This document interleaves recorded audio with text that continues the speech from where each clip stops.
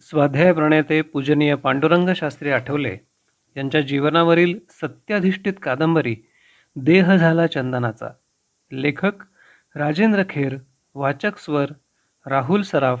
भाग 57.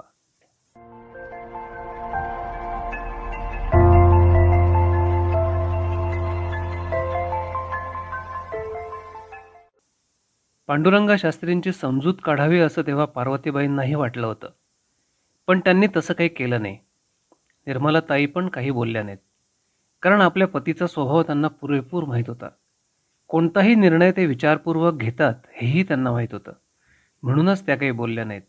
दोघीजणी काहीशा हिरमुसल्या मात्र बनल्या. दुसऱ्याच दिवशी पांडुरंग शास्त्रींनी नकाराचं पत्र जपानला रवाना केलं. गणपतीचे दिवस होते. सकाळची वेळ. पुढच्या खोलीत टेबलावर ठेवलेल्या गणपतीची पूजा पांडुरंग शास्त्री करत होते. पार्वतीबाई स्वयंपाकघरात काहीतरी काम करत होत्या. निर्मलाताई मात्र कुठेतरी बाहेर गेल्या होत्या. फूल वाहून पांडुरंग शास्त्रींनी गणरायाला मनोभावे वंदन केलं. गणरायाकडे बघून मुखानं गणेशस्तुती चाललीच होती. दाराशी तारवाला येऊन उभा राहिला तेव्हा त्यांची तंद्री भंग पावली. तार देऊन तारवाला निघून गेला. उभ्या उभ्याच पांडुरंग शास्त्रींनी तार उघडली. तारेत लिहिलं होतं, you can come along with your cook. तारेतील हा मजकूर वाचून ते मोठ्या आवाजात उद्गारले, आई, मी जपानला जातोय. पार्वतीबाई लगोलाग तिथे आल्या आणि त्यांनी विचारलं, काय काय म्हणालास? मी जपानला जातोय म्हटलं. अशी कोणती जादूची कांडी फिरली होती म्हणून ते जपानला जायला तयार झाले याचं पार्वतीबाईंना आश्चर्य वाटलं. त्यांनी विचारलं देखील, काही दिवसांपूर्वी जपानला न जाण्याचा निर्णय तू घेतला होतास आणि आता ही तार वाचून तुझा निर्णय एकदम कसा काय फिरला? सांगतो. अगं, मी एक साधासुधा ब्राह्मण आहे. जपानला जाऊन मी काय करणार असं मला वाटलं होतं. कागदोपत्री दाखवण्याजोगं माझ्यापाशी काहीही नाही असा विचार करून तेव्हा मी त्यांना नकार कळवला होता. पण त्या लोकांनी त्याचा भलताच अर्थ काढलेला दिसतोय. तुमचा रसोया बरोबर आणलात तरी चालेल असं त्यांनी मला तारेतून कळवलं आहे. म्हणजे माझ्याविषयी तिथे बराच अपप्रचार झालेला असावा. प्रश्नार्थक मुद्रेनंच पार्वतीबाईंनी पृच्छा केली, तू काय म्हणतोयस ते माझ्या मुळीच ध्यानात येत नाही बघ. मला समजेल असं सांग ना. आई, रसोया कशासाठी माहिती आहे का? मी एक कर्मठ ब्राह्मण आहे. मला दुसऱ्याच्या हातचं, विशेषतः परकीयांच्या हातचं चालत नाही अशी स्वतःची समजूत करून घेऊन त्यांनी मला बरोबर आचारी आणायला सांगितलंय. इथे मी फिलॉसॉफी सांगतो आणि मला दुसऱ्याच्या हातचं चालत नाही. पांडुरंग शास्त्रींचा अंदाज बरोबरच होता. तत्वज्ञान परिषदेच्या संयोजकांनी तसाच अपसमज करून घेतला होता. त्याला कारणही तसंच घडलं होतं. काही दिवसांपूर्वी पांडुरंग शास्त्रींनी इंटरनॅशनल फिलॉसॉफिकल कॉन्फरन्सचे सेक्रेटरी डॉक्टर सीन नेगामी यांना नकाराचं पत्र पाठवलं होतं. खरं म्हणजे सीन नेगामी यांनी ते पत्र फाईल करायला हवं होतं, कारण पांडुरंग शास्त्रींनी निमंत्रण नाकारल्यानंतर त्यांचं पत्र फाईल करण्यावाचून दुसरा पर्याय नव्हता. परंतु तसं घडणार नव्हतं. पांडुरंग शास्त्रींनी जपानमधल्या विश्व तत्वज्ञान परिषदेमध्ये सहभागी होऊन भारताची मान जगात उन्नत करावी अशीच जणू भगवंताची इच्छा होती. पांडुरंग शास्त्रींचं पत्र फाईल करण्याचं योग्य कर्तव्य न करता सीन नेगामींनी ते पत्र पॅरिसला डॉक्टर डीन यांच्याकडे पाठवून दिलं. डॉक्टर डीन यांनी उलट टपाली त्यांना पत्र धाडलं. आपल्या पत्रात त्यांनी म्हटलं, पांडुरंग शास्त्री हे ब्राह्मण आहेत. हे भारतीय ब्राह्मण अतिशय कर्मठ असतात. त्यांना दुसऱ्याच्या हातचं खाणं पिणं चालत नाही. तेव्हा त्यांचा रसोया त्यांच्याबरोबर आणण्याची व्यवस्था केलीत तर ते निश्चित येतील. याप्रमाणे डॉक्टर सीन नेगामींनी पांडुरंग शास्त्रींना तार केली होती आणि बरोबर रसोया आणण्याची त्यांना परवानगी दिली होती.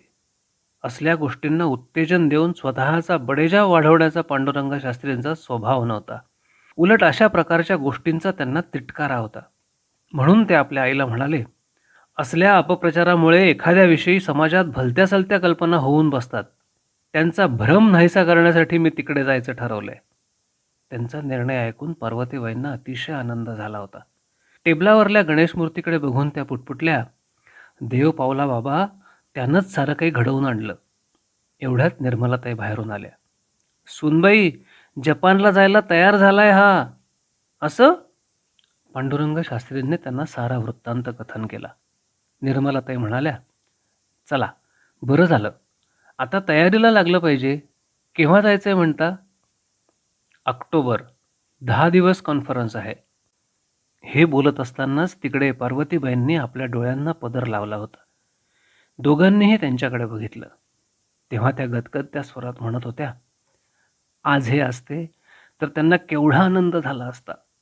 आठवले घराण्यातला पहिला माणूस आज परदेशी जातोय. झेंडा लावलाच बरं पांडुरंगा. तुला मोठं झालेलं बघणं त्यांच्या नशिबातच नव्हतं. मी मात्र भाग्यवान ठरले. जाऊ दे, अशा मंगल प्रसंगी अश्रू ढाळून कसं चालेल. पांडुरंग शास्त्रींनाही तेव्हा आपल्या मातोश्रींप्रमाणेच तात्यांची आठवण झाली होती. तात्या असते तर त्यांनी सस्मित समाधानी वदनानं आपली पाठ थोपटली असती असं त्यांनाही वाटत राहिलं. आपल्या भावनांना मात्र त्यांनी आवर घातला होता. सहजगत्या त्यांनी भिंतीवरल्या तात्यांच्या फोटोकडे बघितलं. मनोमन तात्यांना नमस्कार केला. तात्या हसत मुखानं आशीर्वचन उच्चारत आहेत असा भास त्यांना होत राहिला. एवढ्यात चिंतोपंतांनी घरात प्रवेश केला आणि दारातूनच ते मोठ्यानं ओरडले, आता तू माझ्या मनासारखं वागलास. आयुष्यात निदान एक गोष्ट तरी तू माझ्या मनासारखी केलीस हे पाहून मला अतिशय आनंद झालाय. मथुताईकडून आत्ताच सारं काही समजलं. पांडुरंग शास्त्रींनी आजूबाजूला दृष्टी फिरवली. शुभवार्ता सांगायला पार्वतीबाई केव्हाच शेजारी निघून गेल्या होत्या. त्यामुळे घैसासांकडील मंडळी, चाळीतले अन्य काही जण त्यांचं अभिनंदन करण्यासाठी तिथे जमा झाले. त्यांच्या स्तुतिसुमनांमध्ये फारसा वेळ वाया न दवडता रसोयाशिवाय मी येत आहे अशा आशयाचं पत्र डॉक्टर सीनने गामींना पाठवण्याची पांडुरंग शास्त्रींनी तत्परतेने व्यवस्था केली. सांताक्रूज विमानतळावरून विमानानं उड्डाण केलं तेव्हा संध्याकाळचे 6 वाजून गेले होते. सूर्य पश्चिम क्षितिजावर टेकला होता. आकाश ढगाळलेलं होतं. त्यामुळे थोडं अंधारून आलं होतं. क्षितिजावरचा लाल गोळा तो अंधार नाहीसा करण्यासाठी पुरेसा पडत नव्हता. किंबहुना अंधाररूपी काळे ढग त्या गोळ्याच्या तेजावरच चढाई करू पाहत होते. विमानाच्या गोल खिडकीतून पांडुरंग शास्त्री कुतूहलानं बाहेरच्या निसर्ग दृश्याकडे बघत होते. आयुष्यात प्रथमच ते विमानात बसले होते. मनाच्या उत्तुंग पातळीवर जाऊन त्यांनी यापूर्वी विश्वाकडे अनेक वेळा बघितलं होतं. अंतर्यामीची सृष्टीही त्यांनी बघितली असावी, परंतु देहानं मात्र ते प्रथमच एवढ्या उंचीवर गेले होते. म्हणून साहजिकच ते विमानाच्या आत आणि बाहेर कुतूहलानं सतत बघत होते. शेजारी बसलेल्या मगनभाई शहांनी अनेकदा परदेशी वाऱ्या केल्या होत्या. त्यामुळे विमान प्रवासात त्यांना कसलंच नाविन्य वाटत नव्हतं. पांडुरंग शास्त्रींना मात्र ते मोठ्या उत्साहानं विमानातल्या अंतर्गत व्यवस्थेची माहिती देत होते. मगनभाई शहा हे व्यापारी. 19 वर्ष त्यांचा पॅरिसला जवाहिऱ्यांचा व्यापार होता. पांडुरंग शास्त्रींचे ते चांगले स्नेही होते. पांडुरंग शास्त्रींबरोबर ते या खेपेस जपानला जायला तयार झाले होते. कारण पांडुरंग शास्त्री प्रथमच आणि तेही एकटे परदेश प्रवासाला निघाले होते. एवढ्या दूरवरच्या प्रवासात मगनभाई शहांची त्यांना सोबत होणार होती. मगनभाईंची हाँगकाँगलाही काही कामं होती. परतीच्या प्रवासात तिथली कामं उरकता येतील या हेतूनही मगनभाई त्यांच्याबरोबर निघाले होते. काही वेळानं विमान कलकत्त्याच्या डमडम विमानतळावर उतरलं तेव्हा मगनभाईंनी विचारलं, शास्त्रीजी, चिठ्ठ्याबरोबर घेतल्या ना? खरंच की, विसरलो मी त्या चिठ्ठ्या. काही दिवसांपूर्वी मगनभाई त्यांना म्हणाले होते, आपल्याला परदेशात जायचं म्हणजे ओळखीच्या लोकांच्या चिठ्ठ्या बरोबर हव्यात. तिथे सर्व व्यवस्था नीट होण्याच्या दृष्टीने ते आवश्यक असतं. कुणाची तरी ओळखाण जुवे. त्यावर पांडुरंग शास्त्रींनी हसत कोटी केली होती, बरोबर, ओळखाण जुवे, परदेशात खाण असते. निघण्याचा दिवस जवळ येत चालला होता तरी पांडुरंग शास्त्रींनी एकाचीही चिठ्ठी घेतली नव्हती. मगनभाई त्यांना चिठ्ठ्या जमवण्याचा आग्रह करीतच होते. पांडुरंग शास्त्रींनी त्या दृष्टीनं कोणतीच हालचाल केली नव्हती. ते पाहून मगनभाईंनी स्वतःच काही लोकांची ओळखपत्र जमवली होती आणि ती पांडुरंग शास्त्रींच्या जवळ ठेवायला दिली होती. प्रवासाला निघताना निर्मलाताईंनी पांडुरंग शास्त्रींना त्या चिठ्ठ्यांची आठवण केली होती. त्या म्हणाल्या होत्या, अहो, या चिठ्ठ्या घेऊन जाताय ना? राहू दे इथेच. मला कशाला कोणाची ओळख हवी आहे? माझं काय काम आहे तिथे? म्हणून कशाला हव्या आहेत त्या चिठ्ठ्या? ठेव इथेच त्या. मुद्दामहून पांडुरंग शास्त्रींनी त्या चिठ्ठ्या बरोबर घेतल्या नव्हत्या. चिठ्ठ्या बरोबर आणलेल्या नाहीत हे कळल्यानंतर मगनभाई थोडे अस्वस्थ झाले. समजावणीच्या स्वरात पांडुरंग शास्त्री त्यांना म्हणाले, तुम्ही कशाला अस्वस्थ होता? भगवंत करील आपली व्यवस्था. त्यांच्या या आश्वासक बोलण्यानंही मगनभाईंची अस्वस्थता पुरती शमली नव्हती. टोकियोच्या विमानतळावर उतरेपर्यंत ती अस्वस्थता तशीच राहिली होती. त्यांचं विमान टोकियोच्या आंतरराष्ट्रीय विमानतळावर उतरलं तेव्हा दुपार झाली होती. उगवत्या सूर्याच्या देशाकडे गेल्यामुळे घड्याळं 4 तास पुढे सरकली होती. त्यामुळे मुंबईहून संध्याकाळी निघालेलं विमान 17 तासांचा प्रवास करूनही दुसऱ्या दिवशी दुपारी टोकियोला पोहोचलं होतं.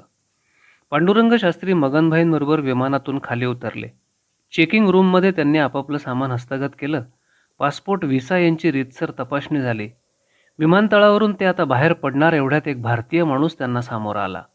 आपलं नाव सांगून तो म्हणाला, इथल्या न्यू इंडिया इन्शुरन्स या शाखेत मी काम करतो. तुमची इथली व्यवस्था करण्याचं काम माझ्यावर सोपवलं गेलं आहे.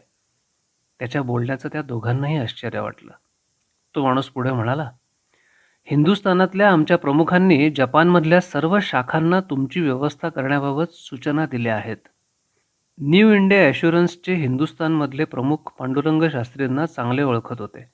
पांडुरंग शास्त्री जपानला निघाले आहेत हे समजल्यानंतर त्यांनी तिकडच्या सर्व शाखांना त्यांची सुयोग्य व्यवस्था करण्याच्या सूचना दिल्या होत्या. त्या आदेशानुसारच तो माणूस विमानतळावर दाखल झाला होता. आपल्याबरोबर त्यानं एक भली मोठी मोटार देखील आणली होती.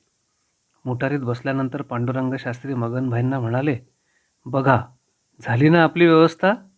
मगनभाईंनी हसतच मान डोलावली. कलकत्त्याच्या डमडम विमानतळापासून त्यांच्या मनावर आलेलं दडपण आता दूर झालं होतं. एक मोठा प्रश्न त्यांच्या दृष्टीनं सुटलेला होता.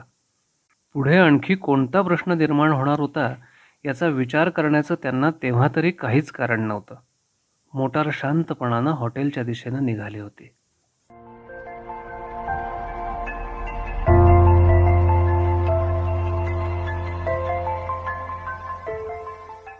देह झाला चंदनाचा.